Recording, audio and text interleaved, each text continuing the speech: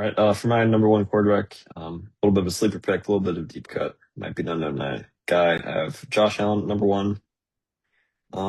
Newly married, new father, continues to dominate the league, and it's here by himself, really. It's Josh Allen, and then as quarterbacks 2 through 10. Um, we've seen it even with last year with the wide receiver room, where his best option was Keon Coleman. He continued to dominate fantasy, and he's going to keep on doing that. Even as he gets older and he runs less, he can still do it in the passing game. So no concerns with Josh Allen. He is my number one quarterback. You're not going to believe this, but Josh Allen, also my number one pick at quarterback. In my opinion, there's one quarterback worth having in kind of a standard scoring format, and it's Josh Allen.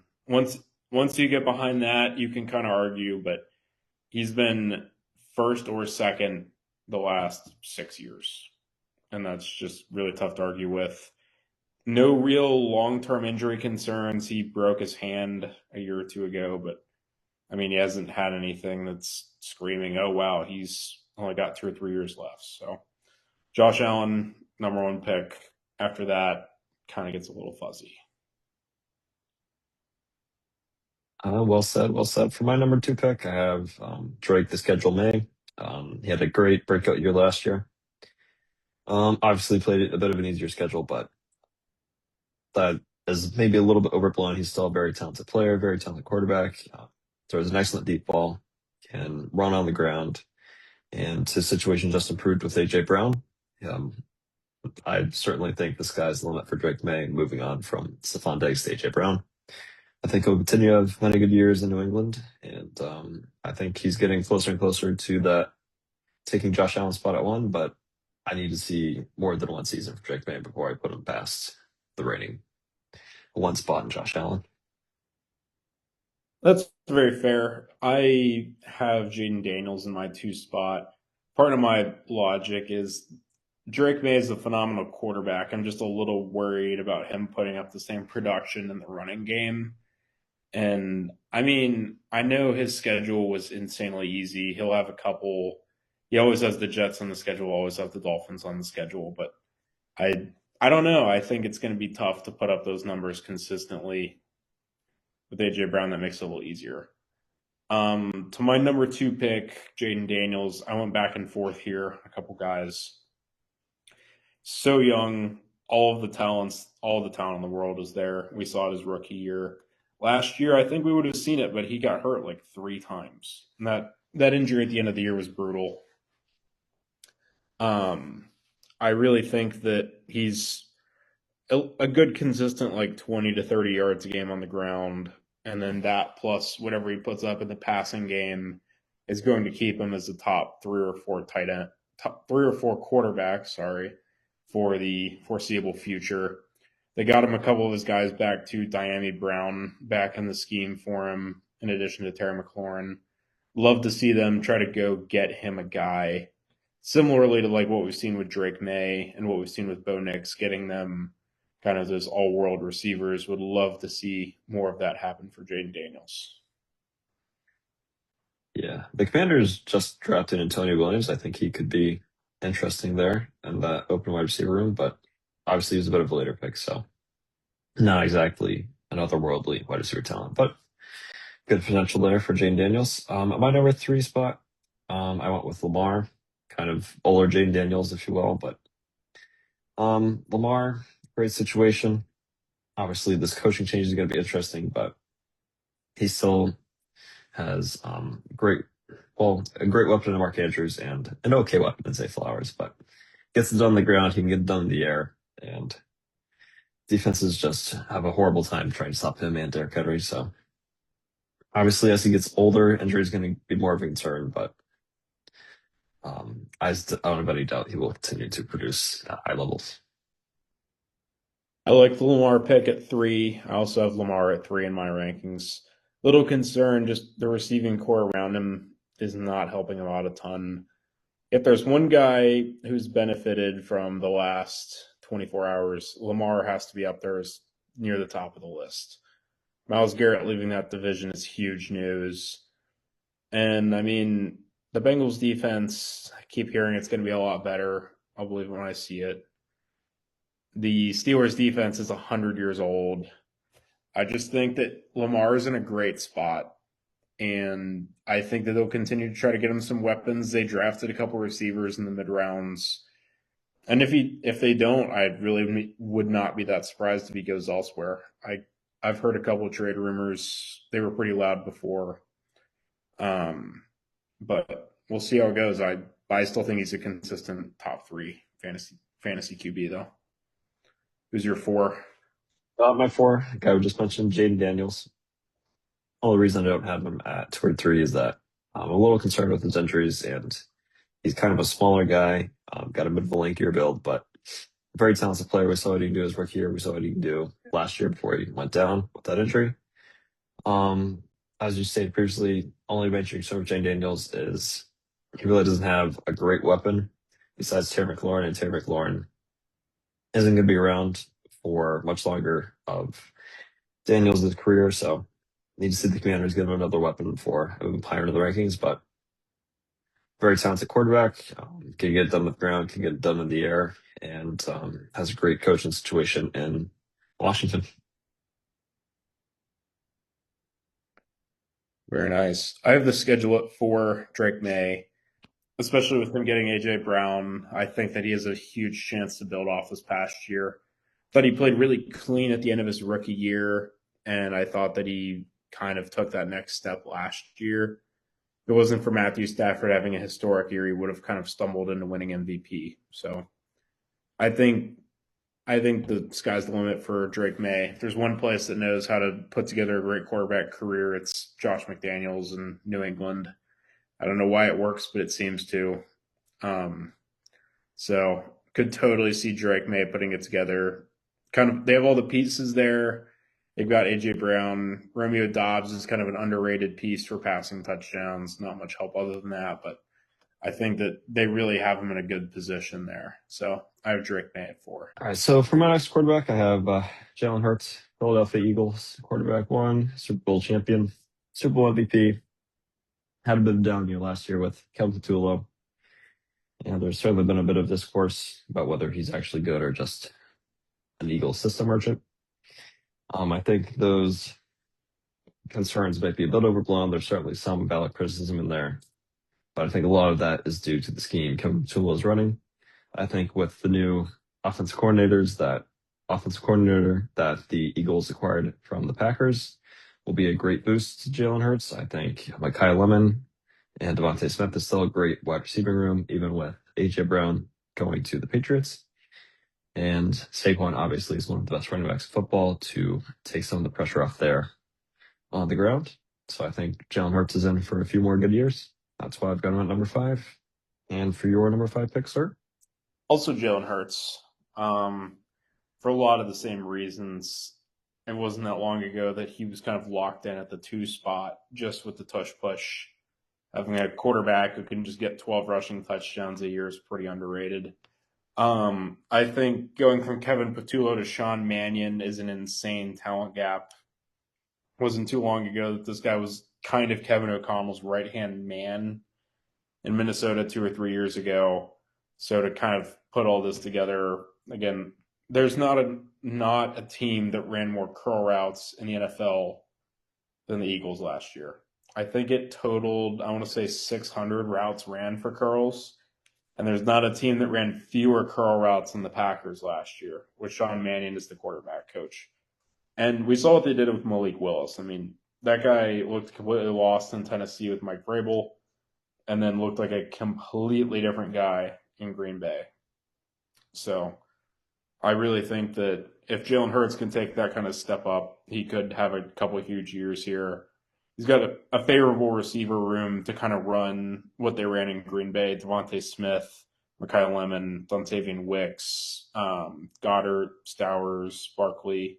All those guys kind of fit what they would need to do. Offensive line is still great until Lane Johnson retires, but I think they're putting it together there. So I have in my 5 spot. Great pick, great pick. For my number 6 pick, a little bit of an upset here. A little bit of a homer pick. I don't care. I got Bo Nix. He's finished as a top 10 quarterback in each of his first 2 years in the NFL. His situation has only drastically improved with the addition of Jalen Waddle. This is really the first time he's had a speedster deep threat that can actually catch. He had Troy Franklin and Marvin Mims, but those guys would get open and then not catch the ball or get hurt as soon as they caught the ball and miss 4 games. I think Bo Nix is going to be in for a great year, especially with Sean Payton.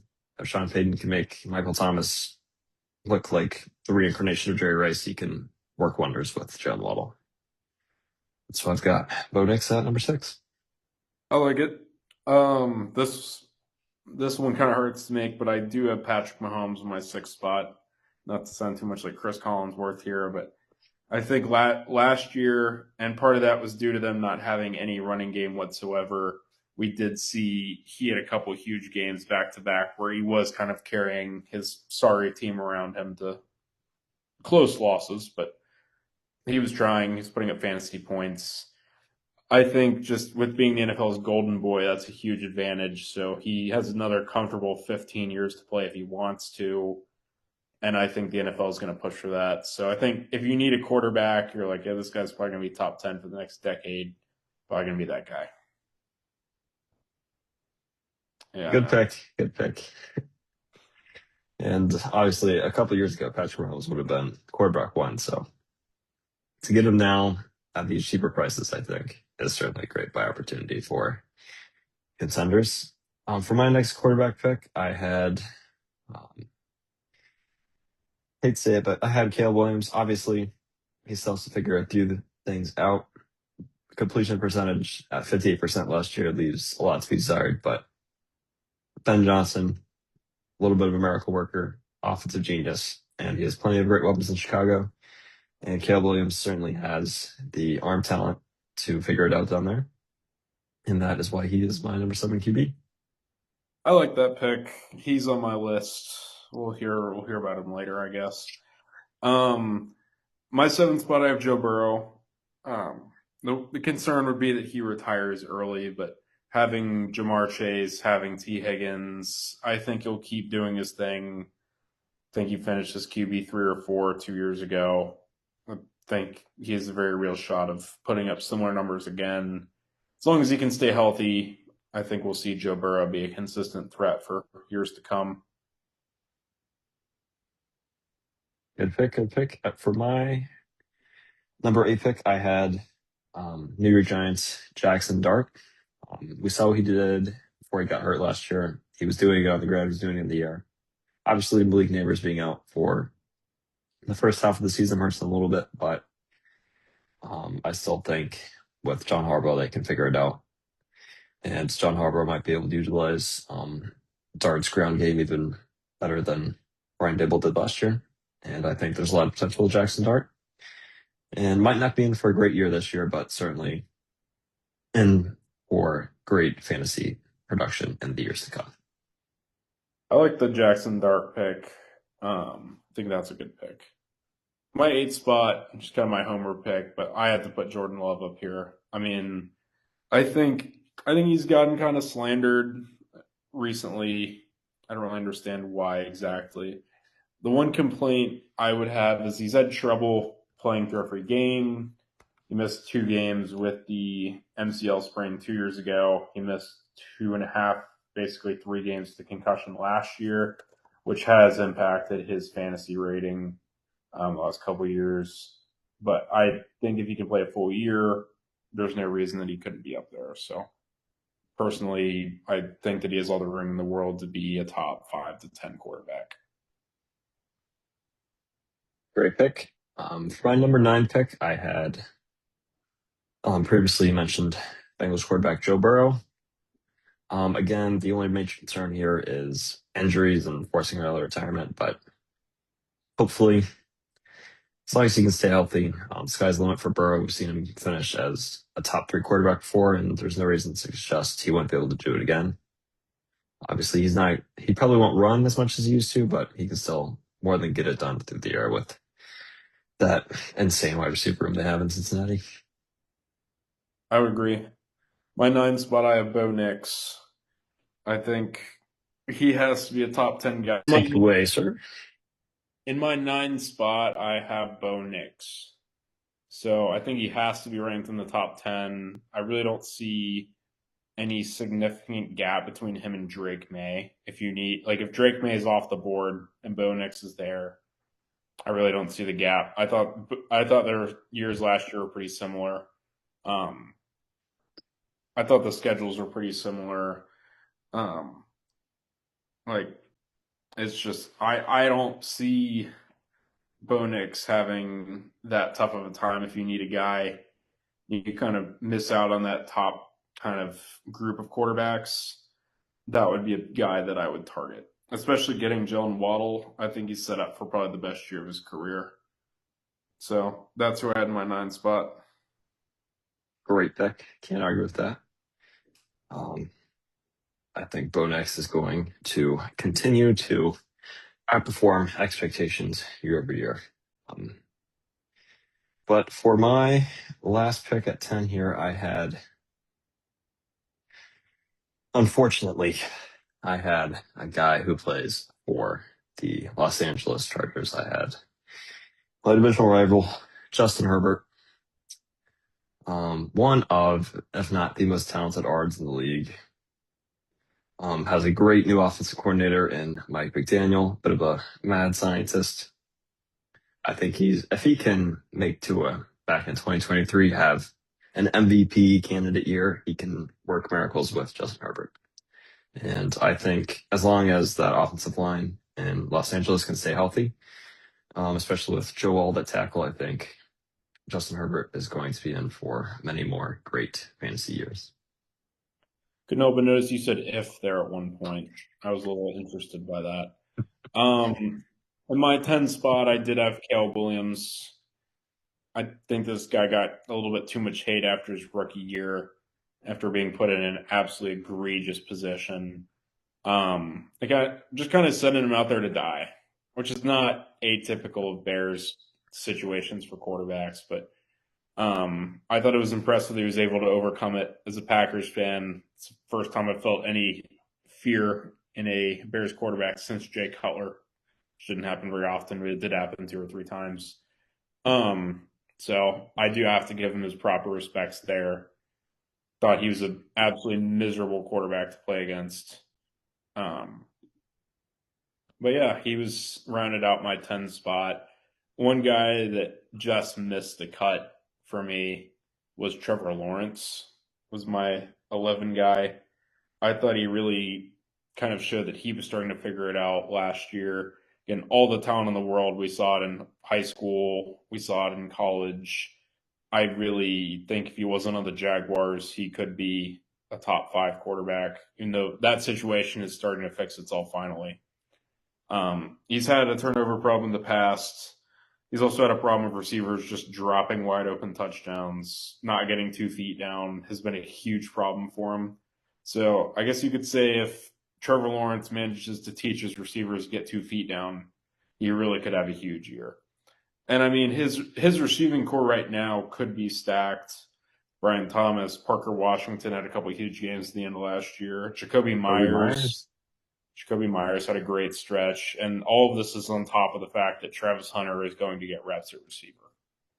We didn't see it a lot last year for the injury, but he did have a couple flashes. And if you have Travis Hunter running routes as your 4th guy, it's just going to be tough to beat. So I think that the Jaguars have themselves in a good position with Trevor Lawrence. Yeah, he was an honorable mention for me as well, right there, the 11 12 spot. Again, I need to see more than 1 year of Trevor Lawrence after his multiple years of disappointment. But I have confidence in Liam Cohen and his system. And I think that Trevor Lawrence should be in for another good year. I'm not sure if he'll continue to run as much on the ground. Um, but they really don't have a ton of running back talent at the moment. So it would not surprise me if Trevor Lawrence continued to get his rushing yards in. Then other honorable mentions I had were Mahomes and then Brock Purdy, who every year turns in a sneaky top 10 quarterback finish and That, is probably has the best offensive coach in football in Kyle Shanahan. I like the Brock Purdy pick there. Another sneaky one for me would have to be Justin Herbert was another guy who just missed my top 10 as well. Though when I was doing my rankings for the overall top 50, I I think I only had 10 in here. I don't think I went beyond that. Just because my opinion is in fantasy football, if you're not getting Josh Allen, and then you're better off waiting a little bit. And then if you're not getting like one of the other running threats who's not going to get hurt, kind of whoever was hot at the time, whether it was Kyler Murray, Russell Wilson kind of before him. Now you're kind of seeing with Jaden Daniels, Lamar, and there for a couple of years. If you're not getting like that hot kind of second or third best running option, you're kind of better off just waiting and securing whichever passer you need. Again, you could comfortably draft Matthew Stafford. I mean, one MVP. Name hasn't come up yet just because he's probably going to play 2 years, but there's nothing wrong with grabbing him and then trying to figure it out for 2 years and then kind of figuring a QB situation out until then. Yeah. Luckily, I mean, especially in one quarterback leagues, there's really not too much QB scarcity to worry about. We just named off 10 guys that we'd both be very comfortable starting, and then we still had probably 4 or 5 honorable mentions that would still start. But again, once you get past that tier of elite rushers with Josh Allen, Jay Daniels, and Lamar, it's really down to preference at that point. There's not really any competitive advantage to be found in the lower levels of the rankings after like QB5 through QB15. There's really not much difference in points to be had. I would agree. All right. Let's see. Do you want to just like kind of quickly go through your top 50? Like just We can do like top 30.